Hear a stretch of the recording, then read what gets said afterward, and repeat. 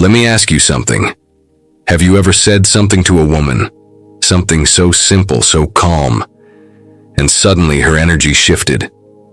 She leaned in. Her tone softened. She started looking at you differently, almost like she didn't even know. Why? That, my friend, is powerful language.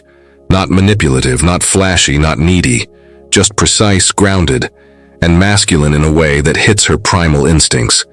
Because here's what no one tells you. Women don't submit to words.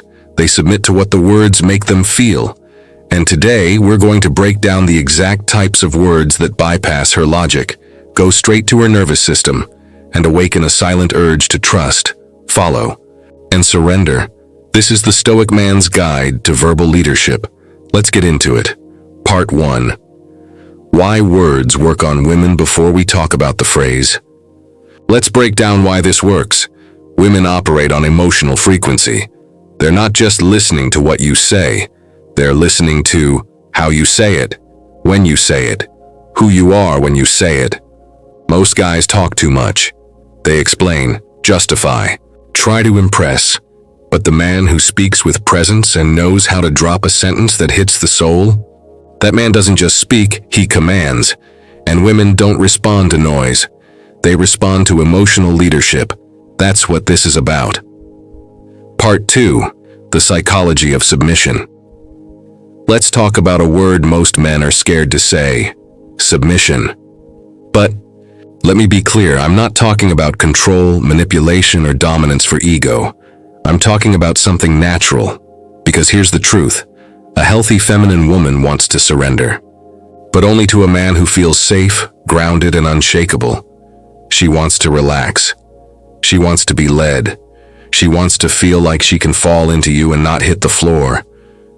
But if you're insecure, indecisive, or approval-seeking, she'll resist. Every time. So if you want her to submit, you don't force it. You earn it with your presence, and when your words reflect that presence, she'll feel it deep in her nervous system, and she won't even know why she's reacting the way she is. Part 3. Say this. So, what do you say? What are the exact words that cause her to soften, submit, and connect deeper? Here it is. I've got you. That's it. 3 words. Said calmly, quietly, clearly, not in a needy way, not in a romantic way, but in a grounded masculine tone. She's stressed. You look at her, pause, and say, "Hey, I've got you." She's emotional, chaotic, unsure. You don't fix it, you don't solve it. You say, "You don't have to hold it together right now. I've got you." And something will happen. Her shoulders will drop, her voice will slow down, her breath will deepen, because those words, they send a signal straight to her subconscious. You can rest now. I've found you. You're safe with me. That's what submission is. Not obedience, but relaxing into trust. Part 4. Why it works. So why does this hit so deep? Because it speaks to her core feminine need, safety. A woman can't open unless she feels safe. Not safe like nothing bad will happen, but safe like, this man can handle me. He won't flinch if I get messy. He's solid, I can let go. And when you say, "I've got you," you're saying, you don't need to lead right now. I've got the wheel. And that, my brother, is addictive, because most women are surrounded by men who want them. But very few men can hold them, hold their storms, hold their energy, hold their depth. And when you can, she'll submit, almost instinctively, not because you made her, but because her body felt it was finally safe to do so. Part 5. The power of understated language. Here's what separates Stoic men from average guys. Stoic men don't speak to impress. They speak to impact. They know the real power isn't in how many words you use, it's in how anchored you are when you say them. And that's why something like, "I've got you," works better than, "Don't worry, baby. I'll always be here for you no matter what, I swear." One hits her logic, the other hits her body.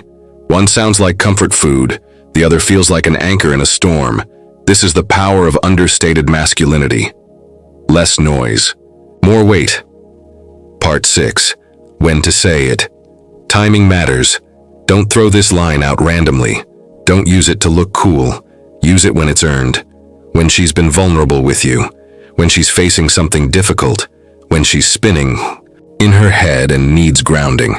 But here's the secret. You don't wait for the perfect moment. You trust your intuition.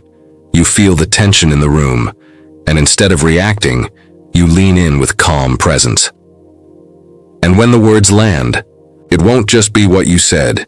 It'll be how still you were when you said it. That stillness is what she surrenders to. Part 7. The follow-up behavior. Let's get one thing straight. You can't say, "I've got you," and then disappear. The moment you speak those words, your behavior needs to match them. That means you listen without fixing. You lead without forcing. You protect without possessing. It's not about controlling her. It's about making her feel like she can let go and still be held. If you say the words but act insecure, she'll feel the disconnect and she'll pull away fast. But if you say it and then show up in stillness, strength, and clarity, she'll feel something she rarely feels in today's world. A man she can trust with her softness. That, my brother, is what makes her submit, without even knowing why. Part 8. Other submissive triggers. Want a few more words that carry similar weight? Here's your few. 1. I'll lead. Said when she's unsure or indecisive, you don't ask. You decide. Us. You don't need to think about that right now. Said when she's overwhelmed. Removes pressure. Breathe. I'm here. When she's emotional, you don't fix. You stay. I'll handle it. Confidence in action. Clear masculine energy. But again, the tone, presence, and timing are everything. You say it with stillness. You say it from your core. You say it when it actually means something. And when you do, you won't just touch her heart.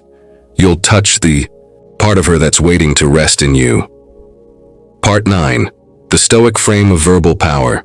The reason Stoicism pairs so powerfully with emotional triggers. Because Stoic men don't speak from insecurity. They don't speak to be liked. They speak from a place of clarity, presence, direction. Calm. When you speak from that place, your words have mass. They land. They echo. They stick in her mind for days because you weren't seeking her reaction. You were simply expressing truth with weight. And that kind of truth, it's unignorable. It lingers. It stirs things inside her she didn't even know were there. Part 10. Final words. She doesn't want a perfect man. Let me leave you with this. She's not looking for a perfect man. She's not looking for the smoothest talker, the most charming guy in the room, or the richest man on the block. She's looking for a man who can say 4 words and make her whole body relax. It's okay. I've got you. That man, he doesn't chase, he doesn't perform, he doesn't seek permission. He leads, he grounds, he holds. Not with control, but with calm. Not with ego, but with presence. And in that moment, she doesn't just want him. She wants to follow him. That is the power of masculine language, and that, my brother, is what makes her submit without even knowing why.